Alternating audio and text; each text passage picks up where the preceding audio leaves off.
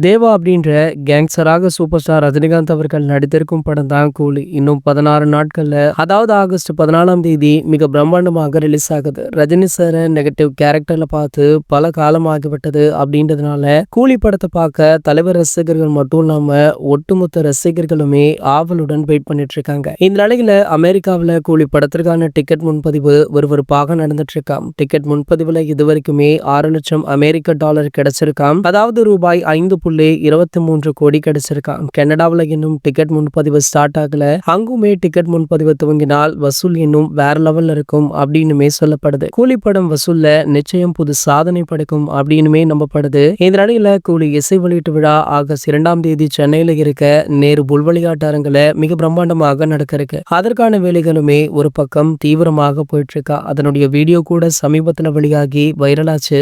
மேலும் கூலி திரைப்படத்துடைய இசை வெளியீட்டு விழாவில் நம்ம ரஜினி சாரிடமிருந்து ரசிகர்கள் எதிர்பார்ப்பது மூன்று விஷயம் தான். ஒன்று, அவர் வழக்கமாக சொல்லும் குட்டி ஸ்டோரி. கமலஹாசன் சார் ரசிகனாக லோகேஷ் கனகராஜ ஆடியோ லான்ச்ல பாத்துக்கிறேன் அப்படின்னு சொல்லியிருக்காரு. அவர் சொன்னா கண்டிப்பாக செய்து விடுவார் அப்படின்னு லோகேஷ் அவர்களே அண்மையில சொல்லியிருந்தாரு. மூன்றாவது, சுயசரிதை குறித்து ஏதாவது அப்டேட் கொடுப்பாரா அப்படின்றது தான். ஆகையால இந்த 3 விஷயங்களுக்காக ரசிகர்களுமே ஆவலுடன் ஆடியோ லான்ச் எதை நோக்கி வெயிட் பண்ணிட்டு இருக்காங்க. இது போன்ற நம்ம ரஜினி சார் பற்றி வெளியாகிற அனைத்து செய்திகளுமே நீங்கள் உடனே தெரிஞ்சுக்க நம்மளுடைய சேனலை மறக்காம சப்ஸ்கிரைப் பண்ணிக்கோங்க.